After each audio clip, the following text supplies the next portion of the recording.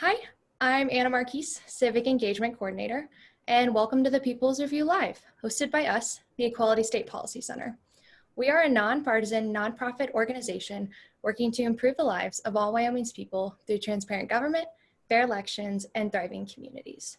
The People's Review Live is designed to help people across Wyoming engage with our government and keep up with important issues and debates. When we work together, we can ensure transparent government, fair elections, and thriving communities. And that's never been more important than it is right now.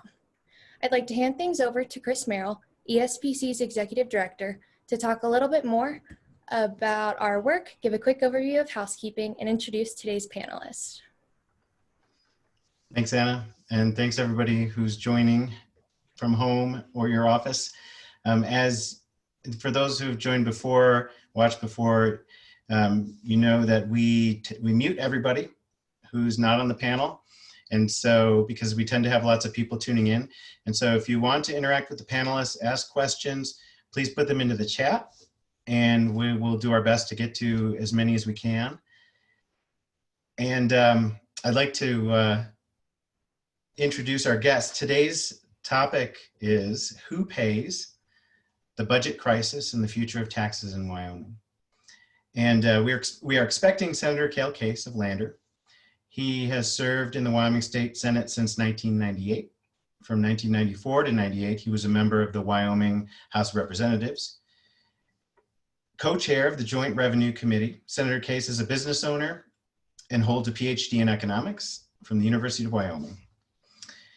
Representative Zwonitzer, Dan Zwonitzer of Cheyenne, was elected to the Wyoming House of Representatives in 2005.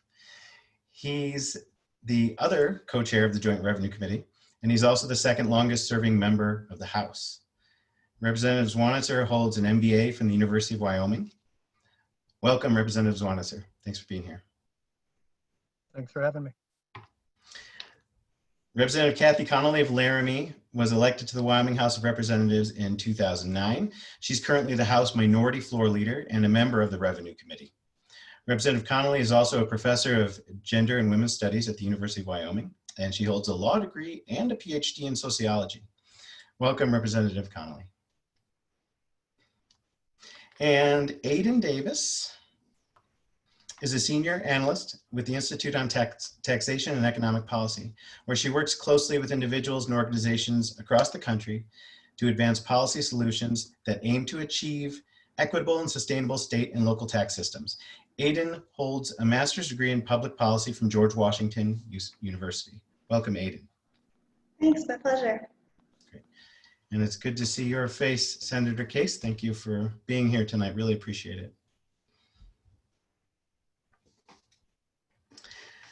So the topic, who pays the budget crisis and the future of taxes in Wyoming? Representative Zwonitzer has graciously agreed to help set the stage for this conversation by giving us a quick overview of Wyoming's current predicament. And I will do my best to get those slides up right now.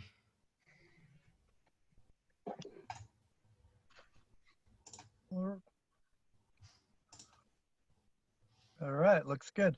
Well, thank you, Chris, for having me into the ESPC for hosting this. Certainly as a co-chairman of the Revenue Committee, the more people who are aware of the situation we're in, the more hands on deck to help us find solutions to get out of it. So this is our current general fund budget and how we spend our money. So we basically, to put it very simply, bifurcate our funds between general government and education. So the general government, this is where we spend your tax dollars. As you can see, 33% goes to health, 15% goes to corrections, public safety. Many of these have either federal matches or we have agreements with the federal government. When things escalate like Medicaid and Medicare, we are on the hook to pay our portion. And so they're not really spending that we have discretion over. They're automatic multipliers and ratios. The 25% you'll see for education, we have a constitutional mandate in Wyoming to keep the University of Wyoming as free as possible. So out of everything in the general government budget, the Constitution of Wyoming clearly states from statehood that we should be spending funds to help our populace get educated and make it as free as possible for them. And so while that's a quarter of our state budget, that is also our constitutional mandate. But when we talk about where maybe further cuts could happen, the university and our community colleges get very nervous because that is some discretionary spending the legislature has. When you look at everything else, it's really only 10.7% general government when we talk about state employees and insurance and keeping the state running. And so if you have any questions about this slide later, certainly let me know. But it's a good intro. Where does Wyoming spend its money? And you can certainly jump to the next slide. So this is even more important. This will tell you the last 10 years. It's a 10-year look back on how much money your legislature is spending on what the overall size of the state budget. So you can see 8 years ago, we were a little over 4.2 billion. And although this isn't in color, that second line 9A, that was long-term savings. So even though it looks like we had a lot of money, we were putting a significant amount, $500 million into our savings accounts. And as you can tell now in the current projected budget for the 21-22 biennium, there is no more money going into savings. We are actually living off of our savings at this point. You can also see in the past 2 bienniums, the past 4 years, we've cut about 12 to 13% of the budget each of those 2 bienniums, almost 24%. We have 24% less government spending than we did even 4 years ago. And as I think many of you who are watching this know, the governor has done another 10% cut across the board for another 250 million. So, I mean, we're basically almost with our revenue projection of a 1.5 billion loss. We're at about half of what we had 6 years ago in the upcoming forecast. We are running all government and all education in this state projected on half of the amount of funds that we had 5 years ago. And as you can imagine, that is unsustainable, and that's why we have this conversation here tonight. And we can certainly come back to this slide later on if people have specific questions. Thanks so much, yeah. Thank you, Representative Zwonitzer. And while I have the slides up, I'm going to hand it over to Aidan Davis with the Institute on Taxation and Economic Policy, and she's going to further help set the stage for this discussion. Representative Connolly, did you want to? I wanted to just add a little bit, if that was okay, before we move on to kind of one of the national experts. I think Chairman Zwonitzer did a great job with the overview, but I know we're going to be, I think tonight, both kind of at the highest level, but also getting a bit into the weeds. So a couple of things to recognize with those weeds is Chairman Zwonitzer pointed out that we have a constitutional mandate for UW, for our university, being as free as possible. But you saw that it was UW/CC, so meaning community colleges. Know that there's no mandate in the Constitution for our community colleges, and honestly, they have been organized with community college districts, and there's been taxation at that district level. And so it's likely that we'll see some kind of serious discussion about that element. Another element is that whole matching issue that goes on, and in part it's enormous with the Department of Health, also with the Department of Family Services. But know, for example, the Department of Corrections is virtually 100% generally funded. And so when you talk about cuts to general fund agencies, it disproportionately hits those agencies that are wholly or more dependent on the general fund than some of the other agencies. So that was a kind of another fine point. And the last one I wanted to make is, you see education K through 12 at the bottom.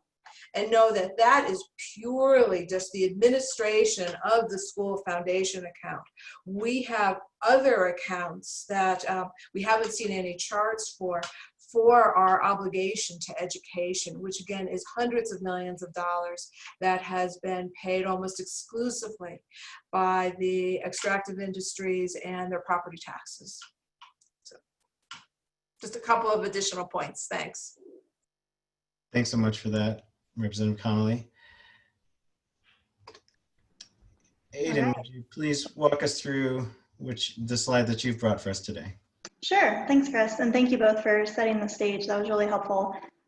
So this is what is known as a tax distributional table, and it's out of our flagship report, Who Pays, which you can find online at whopays.org. In the language of economists, this is what's known as a regressive tax system, a pretty classic one, actually, the way the slope goes. So state and local taxes as a share of income in Wyoming are highest for lower income households and gradually decline as income rises. So in other words, the less that you earn, the more you pay as a share of your income. So what this means is that you have to set aside more of your earnings to cover your tax bill as a low-income family than you do as a high-income one. And so you can see from the chart, a low-income family has to set aside almost 10% of what they earn in Wyoming state and local taxes, while a high-income family sets aside a small fraction of that amount, a little less than 3%. And the main reason for this is that the state's reliance on regressive consumption taxes, like the sales tax, that aren't very sensitive to people's ability to pay. And lower and middle income people have to spend a larger fraction of their earnings, and they often don't have the luxury of being able to save. And a big chunk of that, of what they spend, gets dinged by the sales tax. So regressive excise taxes on things like motor fuel are also playing a role here, not just the sales tax. And for most people, this kind of system is exactly the opposite of what you'd hope for. It doesn't make a whole lot of sense to ask the most of those people who already have the least. And that's why most states pare back the regressive sales tax with some offsets, with a more progressive option, like a personal income tax. And you can see that on my next slide. So to that point, 41 states levy a personal income tax, including 5 out of 6 of Wyoming's neighbors. And most of those taxes have graduated rate structures, meaning that the tax rates are higher on higher income earners. And if you have a very high income, you clearly have more ability to pay, and that's the rationale for a graduated rate structure. The states that are shaded here in red have flat income taxes, but even those typically have some degree of progressive impact because of exemptions or credits that lower tax bills for folks that are least able to pay. And in all of these states, the income tax is helping to blunt the regressive impacts of sales taxes to some degree in those states. So clearly Wyoming is unusual in not having an income tax, and the predictable result of that is that Wyoming ends up with one of the most lopsided tax codes in the nation. We've concluded in our study that Wyoming has the country's 10th most regressive tax system. And if you're not taxing people's incomes, there's really no way to get around having a system that hits poor and middle class people harder than families with higher incomes. And it's really a defining feature of Wyoming's tax system right now. So I just wanted to flag that as we kind of dig into a discussion about Wyoming's tax system. Thanks, Aidan. And before we move on to the questions I prepared, do any of the other panelists have any questions or comments or anything you'd like to add to what's been said so far? Actually, Chris, I have a question for Aidan, and I'm curious if any states have added an income tax over the past decade or so, and if so, what has it looked like? Or have income taxes pretty much been the norm for a century or so? Yeah, I'm trying to think of when the latest one went into effect. It hasn't been within the last decade, but it also hasn't been like a century ago. It's within, like a 20-year period. So most income taxes have been in place for a very long time, but I'm totally blanking on which states, but it's certainly common for income tax discussions to take place in states without income taxes. And there has been one that was enacted more recently, but I can look that up and get back to you. Thanks, Aidan. Any other questions or comments from panelists before we move on? Great. So are we back to normal here? No slides?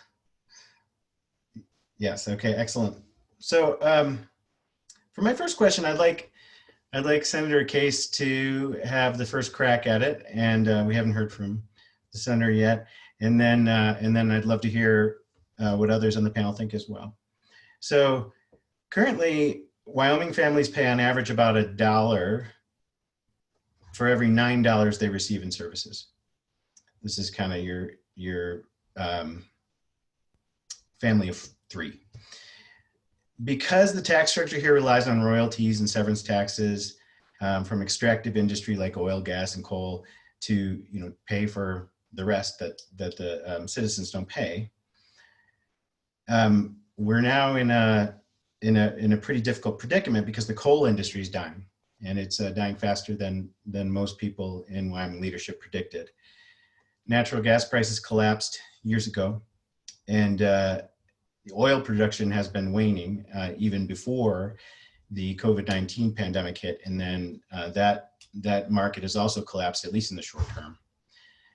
So, Senator Case, my question for you is, how bad is this crisis?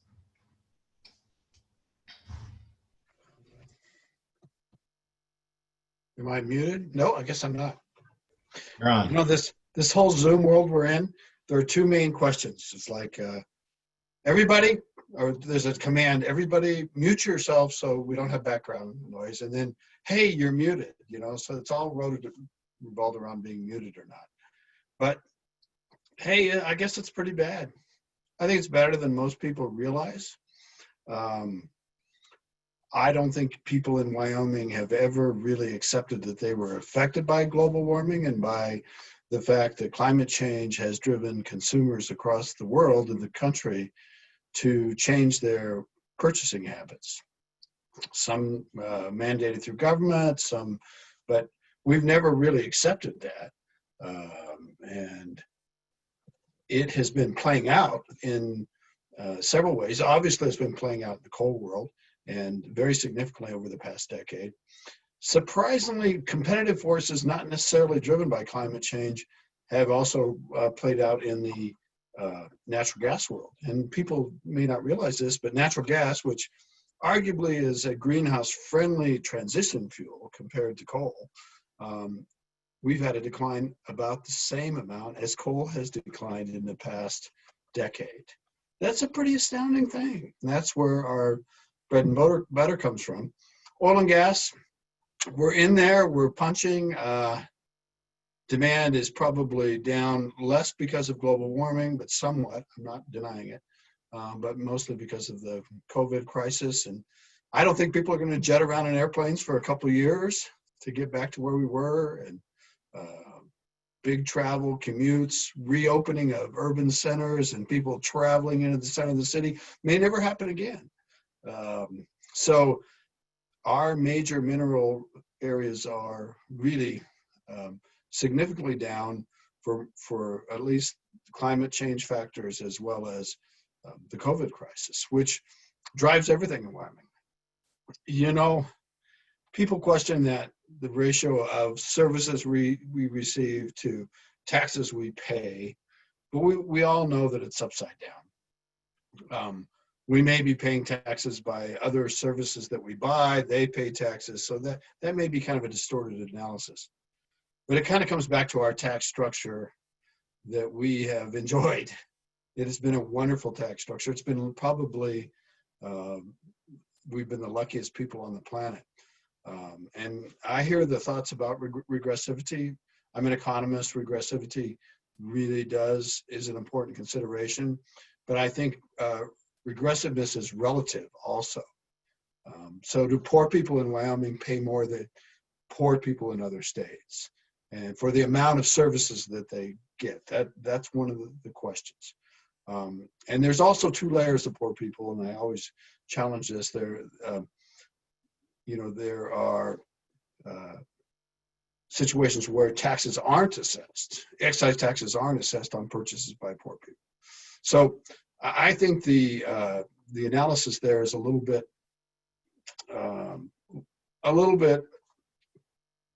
open to interpretation. The truth is, everybody in Wyoming doesn't pay enough taxes for what they get, and we'll never be a truly sustainable state until we rectify that. Thank you very much, Senator Case. I'd love to hear from other panelists on this question about the crisis. How bad do you think it is? I'll weigh in. I mean, I think I'm on record and have said in the press many times, it is probably the worst fiscal crunch in the history of statehood for Wyoming. And people say, well, how did this come out of nowhere? And it really is something we identified structurally at least 8 years ago. The great thing about Wyoming is we kind of have the serendipity every decade where something goes bad, but something else has covered it. And so really for the past 4 years, even though we've been cutting government, it hasn't been, astronomically bad because of the investment returns we've been getting, 14, 16%. That investment income has been poured into the rainy day fund. And so the rainy day fund always looked pretty solid, that there was, $1 billion, $1.5 billion in that rainy day fund, but that was largely and strongly driven from our investment income, which has also taken a huge hit alongside sales taxes, oil and gas. And so the honest thing is we've been on the decline and trying to figure out solutions for 4 or 5 years on what to do, and not a lot of options because our legislature has not been excitable about raising taxes at all, but it's been covered up by these investment returns that in the future look like they're no longer there. So we have about $1 billion of rainy day fund left. It's projected to be completely evaporated in the next 18 months. And then we're at the same place we are now without any savings and no current options of how to get out of the mess we're in. And so it's serious. And the other thing I want to add is if there are any revenue enhancements, let's say a property tax, these things would take 12 to 18 months to implement. So by the time we're with no savings trying to implement a property tax, it's too late. The legislature in the next 6 to 9 months really has to take drastic action now to avert bankruptcy or bonding or other things that haven't been on the table in 100 years. Thank you, Representative Zwonitzer. Representative Connolly, would you like to add to this discussion? Well, I'll just say that, I agree with the co-chairs. In fact, you're in my house and against this wall, which you can't see me hitting right here, I have a sign I made that says, this is not a rainy day, it is a biblical flood. And it's what I keep hearing to remind me about the work that I'm doing every day. And that I have, the minority party has certainly recognized that our tax structure is upside down and that we need to change it. And we've been making these arguments for a decade now. A couple of things that I think we need to kind of put more on the table is this notion about the dollar for every $9 in services. I don't think that most folks recognize what that $9 covers, right? You can kind of think about roads and bridges, you think about X, Y, or Z, and you always think when people talk about cutting, they always just want to cut what they don't have, it seems to me. But it's things like foster care, right? It's roads and bridges, it's foster care. The average person, the average family gets over $250,000 just to send their kids to school in the state of Wyoming, right? Just that figure right there should be sobering. And I don't think that we recognize well enough what those services are, because it sounds like they're extras, honestly, often, and they're just not. Thanks, Representative Connolly. And before we move on to another question, I just want to look at the chat here. It looks like some questions that were posed earlier, or one question that was posed earlier has been answered, which is that Pennsylvania, Ohio, New Jersey, Rhode Island all instituted income taxes in the 1970s. And you can see the source for that in the chat. And then Aidan added in the chat that Connecticut created an income tax in the early 1990s. So that question has been answered. I'm going to move on to a new question here. And this one is, I'd like Representative Zwonitzer, if you don't mind, to take the first crack at this one. You know, many economists and policymakers have pointed out over the years that one of the hidden costs of ultra low taxes, and especially no state income tax in Wyoming, is that it creates a kind of catch-22. So we can't really afford economic diversification and new people moving into the state when we most need them. So I was hoping that Representative Zwonitzer, you could explain this catch-22 for viewers who maybe haven't spent a lot of time, you know, thinking through these issues, and help us understand that. Sure. So basically we tax minerals at 100% of value. And so if you're, let's say, a homeowner, you look at your property tax statement, we are only taxing you residentially at 9.5% assessed valuation of your property. So if you own a coal mine, we're taxing you at 100%. Thus, any industry or any person or business, industrial is at 11.5%, residential and commercial are 9.5%. Basically, you're eating away at our tax base if you're coming into this state and you're not a mineral producer. And so for every other business or all the other people we recruit into Wyoming, and in a lot of cases, you know, we're giving them some, we try to give them some benefits, some tax breaks, depending on what the industry is. That's actually eating away at the big pie we have. And so our pie is really driven, almost 50% of our budget is driven from the mineral commodities industry, oil, gas, coal. Another 20% of our budget is really investment returns off of the money we put in savings from coal, gas, and oil. So you can really look at it like 70% of our budget is strictly from the mineral industry or investments thereof. Anybody else we're recruiting, I hate to say they're not paying their fair share, but I think it's appropriate to say that. Our property tax rate is either the lowest or second lowest for residential in the country. We don't have an income tax rate, and our sales tax rate of all the states that have a sales tax, we're second from the best. And so, you know, you look at every other state and they may have a very high income tax and a low sales tax or something inverse. Wyoming is the best of all worlds. And so when we attract businesses or more people here, you go back to that 9 to 1, you're getting 9 times the services that you're paying in, you know, that's just not sustainable. And it's wonderful that we have probably, if not the best, among the top 3 best education K-12 systems in the country.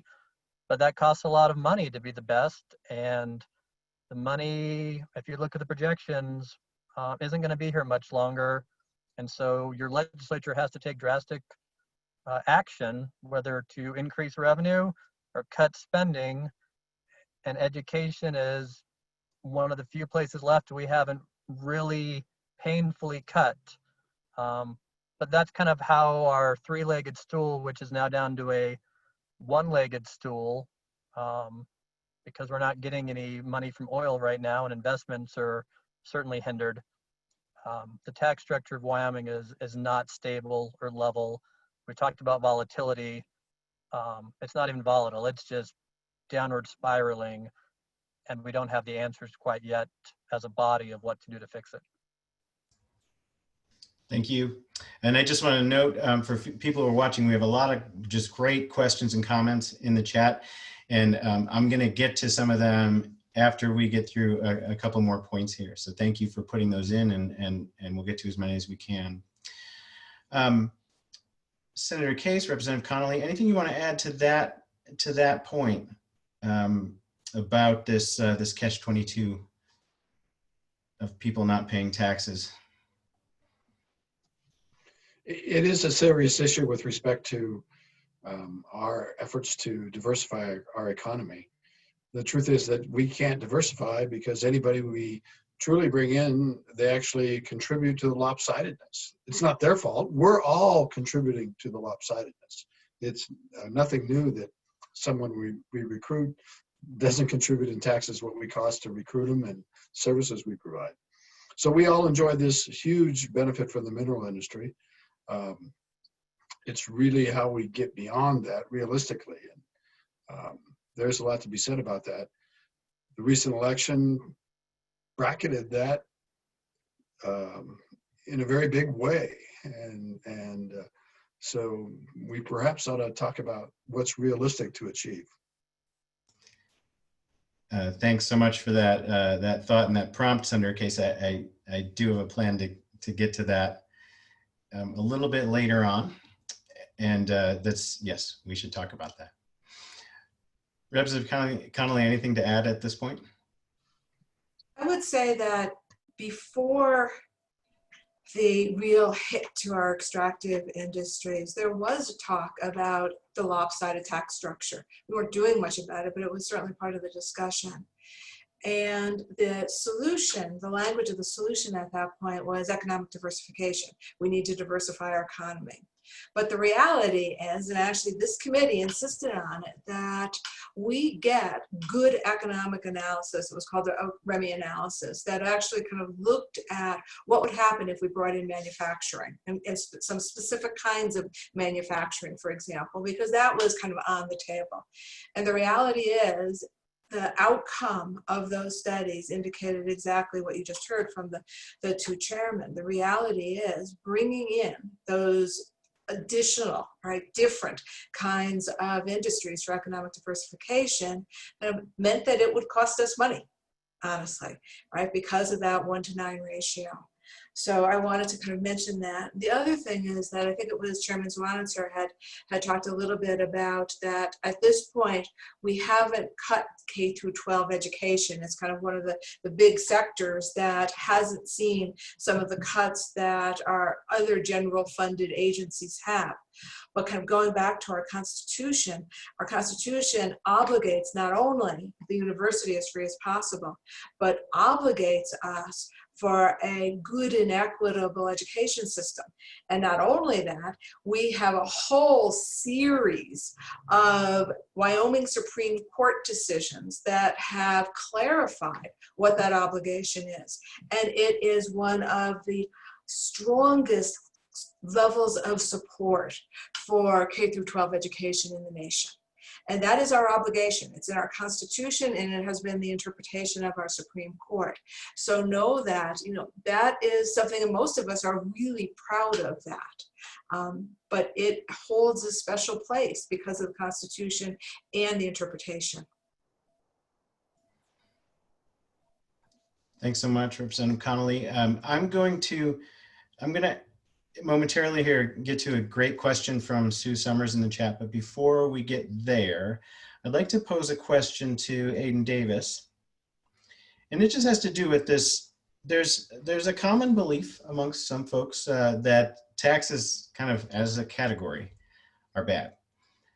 And I'd like to hear you make the case for why a certain level of taxation in general is essential to the viability of a state in the long run and a state's economic future.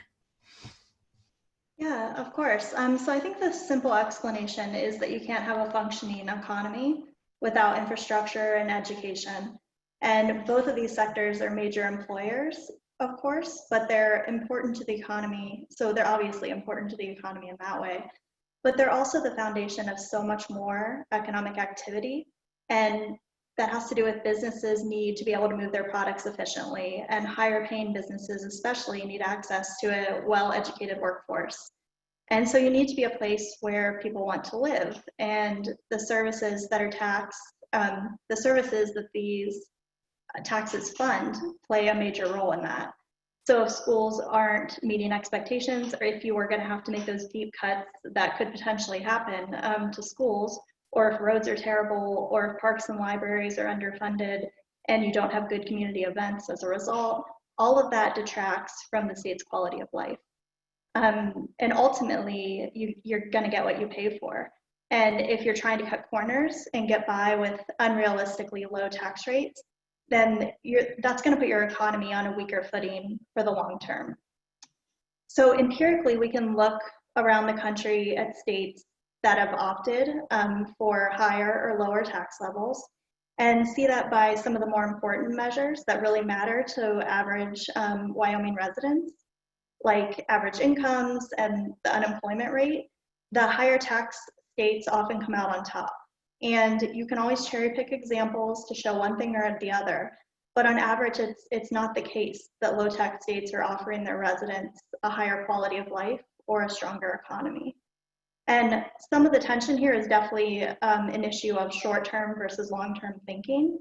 You can dish out tax cuts on an annual basis if you want to, but something like education really takes decades to pay off. And there are certainly immediate benefits of K through 12 and pre-K, but the benefits in terms of workforce quality will really take decades to come through as we wait for those kids to grow up. And when we talk about taxes and budgets, it's always really, really key and really important to keep that long-term perspective in mind. So Chris, if I might add, I love that. Very good job.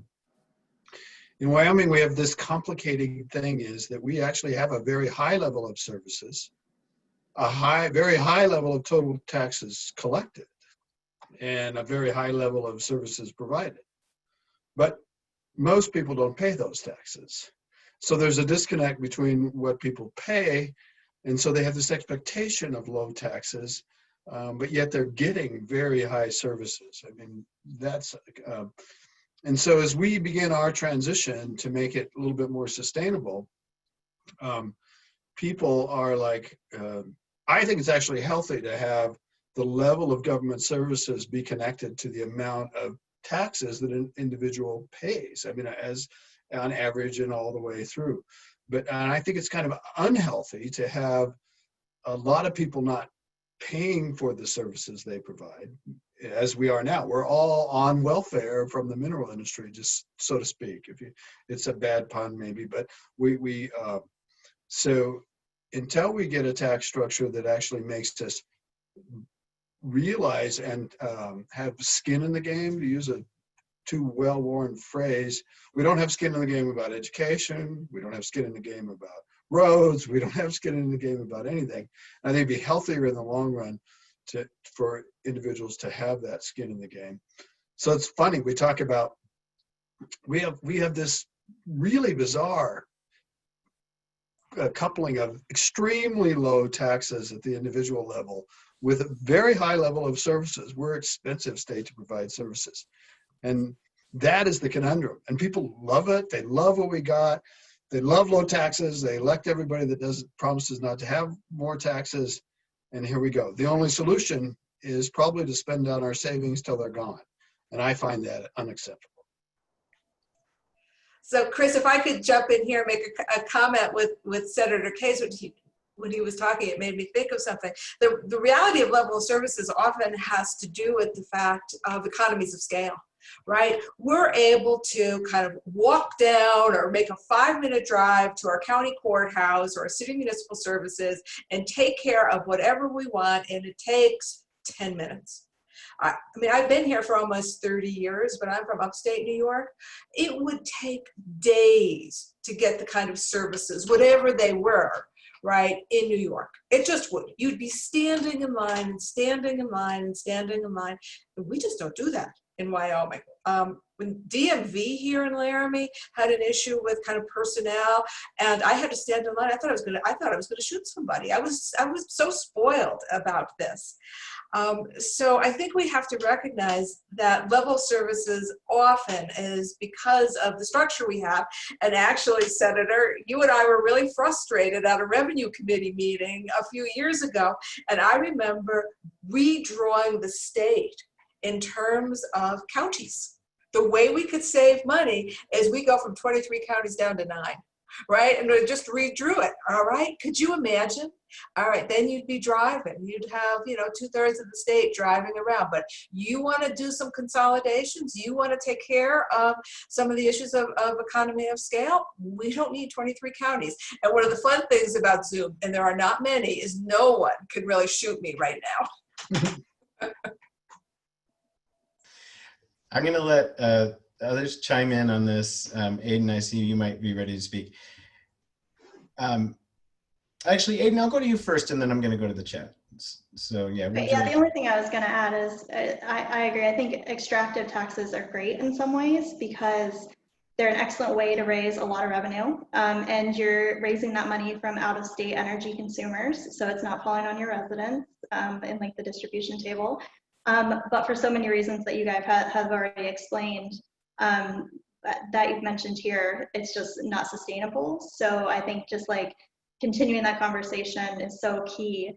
And I think one of the big issues is just communicating to people what they'll get in return for their tax dollars, and exactly what you just said, explaining that disconnect and making that clear. But you guys are going to be the experts on knowing how to talk to folks in Wyoming about that. But I think that's the absolutely right strategy. Thanks, Aidan. So I'm going to read a couple of related questions in the chat here and ask for the panelists to respond. Here's one from Sue Summers. Will enough legislators, incumbents as well as freshmen, have the political will to make the necessary hard decisions about raising tax revenue in the upcoming session? Related How long to do you this, want that answer to be? The answer is no. so, and then R.K. Jensen had another question, had a similar question. Instead of finding more ways to export our tax burden to out-of-state players to pay for our services, does the legislature have the political courage to broadly raise taxes on the people of our state who use these services? And Senator Case says no. Well, not only that, I don't think it's wrong to try to export your taxes. You know, the minerals really don't belong to the people on this call right now. They belong to our future people in Wyoming. So the fact that we've levied a tax, which is in part controlled extraction, but mostly put away a future income stream for people that won't have them, future Wyoming people that won't have the minerals in it to sell, I think it's ethical.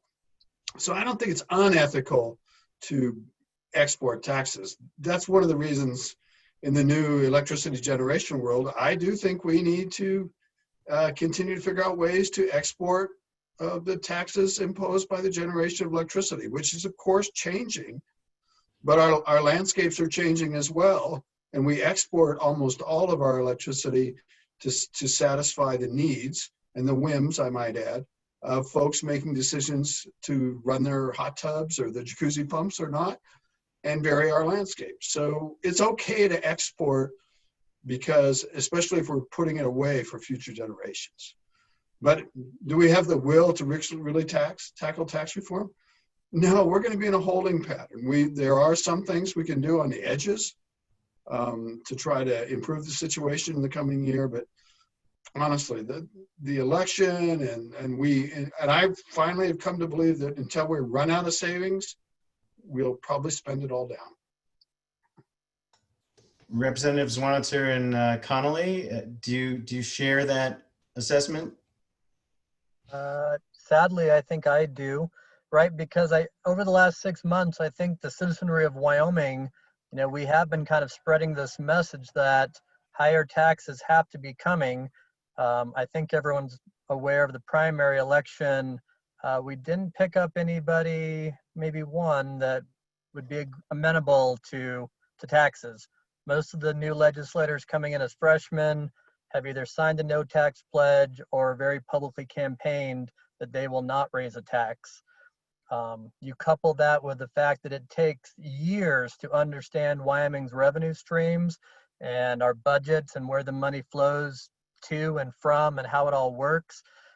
You're not just and we have a citizen legislature, right? So we don't have enough time to fully educate all of the freshmen on exactly how bad it is. I mean, as a freshman legislator once, right? You just come into government thinking there's got to be somewhere to cut. The government has to be bloated. And you tell them, hey, we've cut 25% of the government in the past 4 years, and we are still going to cut another 10%, maybe another 20. It just, I think the will of the people of Wyoming spoke a couple days ago, and 5 or 6 of these races. And at least in the Republican Party, they've said, we want people who will not raise our taxes. So whatever the next option is, it's cutting government, and it's probably cutting things that would have been unfathomable 10 years ago, like the number of counties. Like any city under 500 people is no longer a city, doing away with some community colleges. I mean, I keep harping it, and people are like, we're not there yet. Truly, we are there, that if we are not raising taxes, we are going to reduce services and expenditures to education and government throughout the state, where I have had 9 people complain to me on email about their favorite rest area is closed. That's nothing. That's gonna, I mean, comparatively about what this state will look like in 5 years if we can't find any more revenue, rest areas is nothing. And so that's how bad it is, but I don't think the will of Wyoming is there yet. Certainly isn't after 2 days ago. So we have a related comment in the chat, and I'll frame it this way. School districts are huge employers in the state of Wyoming. And so Sarah Gorin in the chat has written, in addition to Senator Case's excellent point about the disconnect between what people pay and the services they receive, there's also a disconnect between taxes and jobs. Local, state, and federal government is a major employer in Wyoming. In the smaller population counties, for example, Niobrara, are the most dependent on government funds because their economies are less diverse. Reductions in government spending will result in job losses, and people will be shocked. I agree, there's no hope that a majority of legislators will have the political will to address the situation until the state hits bottom. I describe it as following the Kansas model. Any reactions to that? I think Sarah's brilliant. Those are good observations. I do think because we haven't had to pay for our government services, not as individuals, we've enjoyed a lot of them. And if you look at the state and local employment in Wyoming compared to other states, we're pretty much at the top of the list, and significantly so. So there's, and we compare to other rural states as well. So I think we probably overdid it a little bit, but she's absolutely right. These are the major employers in communities, and it's all changing. And just throw out another wrinkle in education. Just imagine that on a sustained basis, 10% of people do not send their children to school, public schools anymore. It's possible. I think it's certainly likely to happen this year. And there's sort of this movement growing about, network schools and associated people putting schools together, kind of following the homeschool model with a little bit better. Just think about that.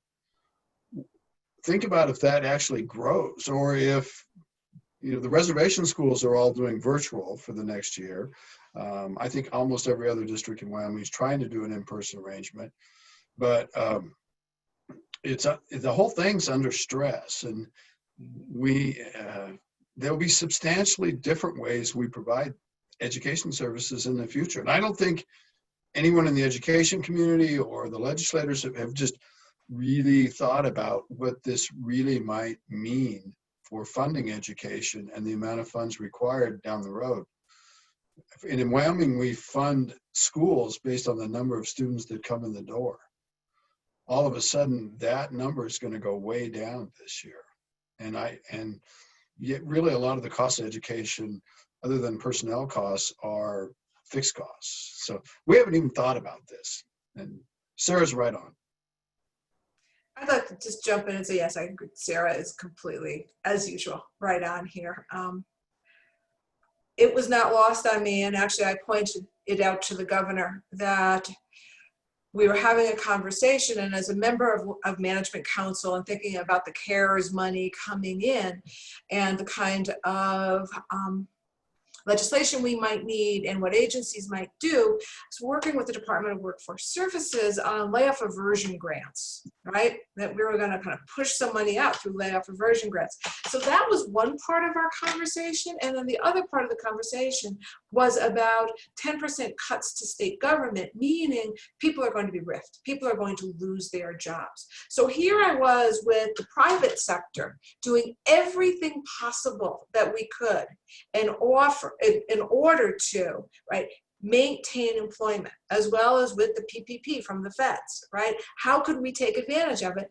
And on the other part of that conversation was, oh, Cathy, we're going to be cutting. We're going to be laying off people on the state, and people around the state need to see that. And I pointed out, I thought that that was an unfair way to kind of be looking at the private versus the public sector, and not our obligations as government in order to keep people working in the same way that we think about with the private sector. Which goes back to the question, the kind of bigger question that Sue Summers had about what can we do? And I honestly think it takes political leadership. It really, really does, right? I mean, on one hand, I'm vehemently in favor of education, of having folks understand that disconnect. But it takes leadership, and it takes leadership from all different levels, including at the top. And I'd like to see more of it. And there we go. Okay, I'd like to come back to the question of that, what can we do? Are you all seeing this slide here? Yes. Yeah, all right. Let's talk about income taxes. This is something we haven't talked about a lot in Wyoming for a long time. Seriously, it's been considered, I think, for a long time a total political impossibility. But I just want to show you what's going on in some other states. So this is the progressive personal income tax that's in place in Utah. There's a personal income tax in place in North Dakota as well. It's more modest. There's a progressive income tax very similar to Utah's in place in Idaho. There's one in Kansas. There's one in Nebraska. Okay, Kansas. Montana. These all look, most of them look pretty similar to each other. Oklahoma, Georgia, you get the picture. Alabama, Mississippi. And then, of course, Wyoming has no income tax. So, I'll be happy to answer it, Chris, because Wyoming is unique in that 40 years ago, they put in the Wyoming state constitution. I can see your desktop now. sorry. Yeah. Is that you running along the beach? The Wyoming Constitution says that you can deduct all of your other taxes before your income taxes. And so to present that to the voters or have a legislative bill, you would either need a income tax rate that was 7, 8, 9% that would scare everybody, and trying to educate them to say, well, you can actually deduct, a large percentage of that off, and it only affects, the wealthy. You can do that, but it's certainly a tough political sell to convince the average voter how it all works, or you have to change the Constitution to take out that segment of all other taxes come off before income, and you can weigh those against your income. And we don't have the legislative will to get 2/3 to do something like that, because, not to be overly rude to any of my colleagues, but many of the anti-tax legislators who won't raise a tax get significant contributions from very wealthy individuals who very much do not want an income tax. So there's some political pressure there that is a little unique to Wyoming as well. We don't have as active as campaigns as other states, although it's increasing every year. I think you saw last week, we had more and more money be pouring in to both sides of the Republican races, but we just don't have the representation from around the states. And I know Representative Connolly, I agree with it, you need some leadership, but you have to have people who are willing to be led, and we currently have significant issues with that. So, which is why I think we're going to burn through the rainy day fund. And when we get to the point where you have a constitutional requirement to have a balanced budget, that'll be the day here, probably in 2022, that we'll be in session a very long time, having to scrape the bottom of the barrel to figure out how to keep the state solvent. So let me, yeah, Aidan, I'll come to you in a moment here. I just want to chime in here real quick and just note that it's 5:55. We work really hard to keep these limited to an hour, so panelists and the people tuning in can predict what's going to happen and how long it's going to take. So, Chris, I got to make a point about the income tax, though. And Yes. me too, please. Yes. Yeah. So I want to make the point that it's true. Wyoming's constitution is very unique on this and allows a credit at the end. When you figure your tax bill, you get a credit for your excise taxes and your property taxes that you pay. That's not the end of the world. It actually makes our income tax probably potentially very progressive, because you might have 10 times more income than someone else, but you probably don't pay 10 times more property tax.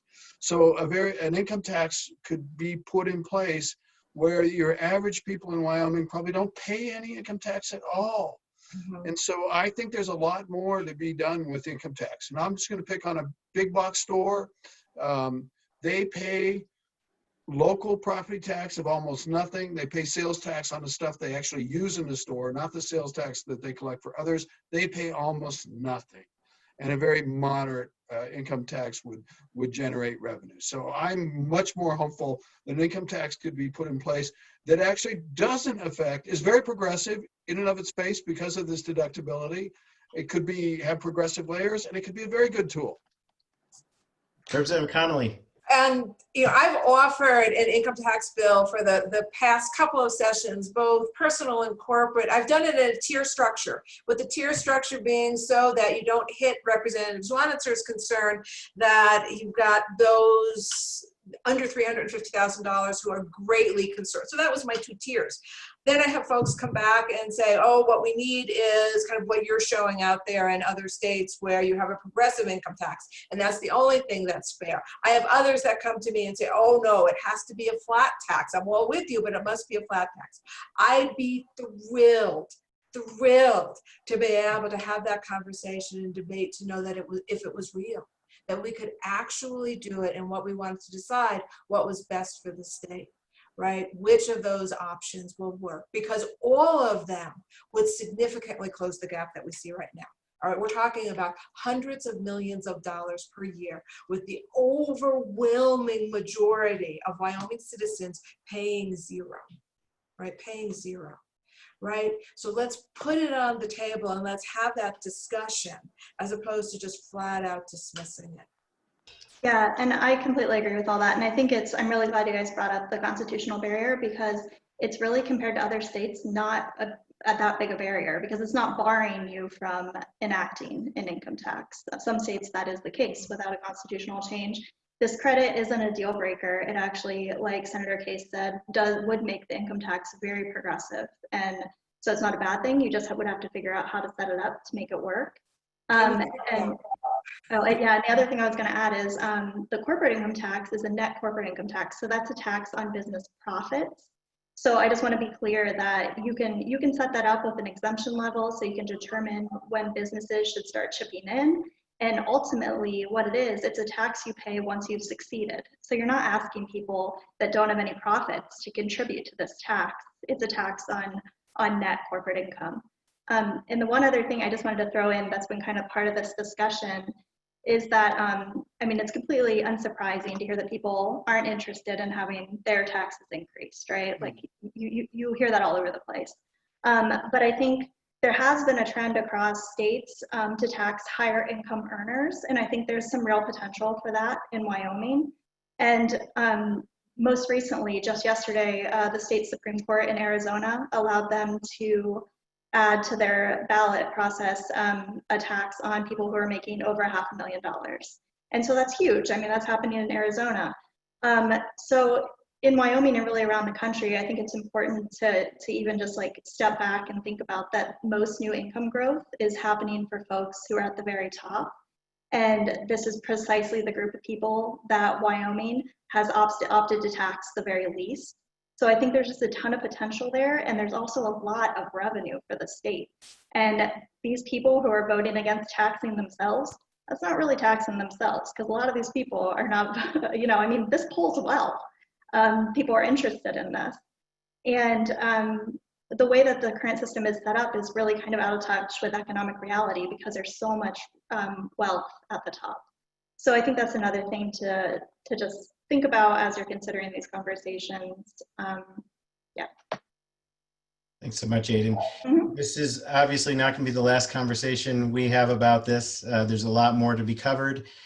So I really appreciate Senator Case, Representative Zwonitzer, Representative Connolly, Aidan Davis for joining us. Thank you so much, and look forward to future conversations. And I want you to bring us home. Thanks everyone for joining us for the People's Review Live.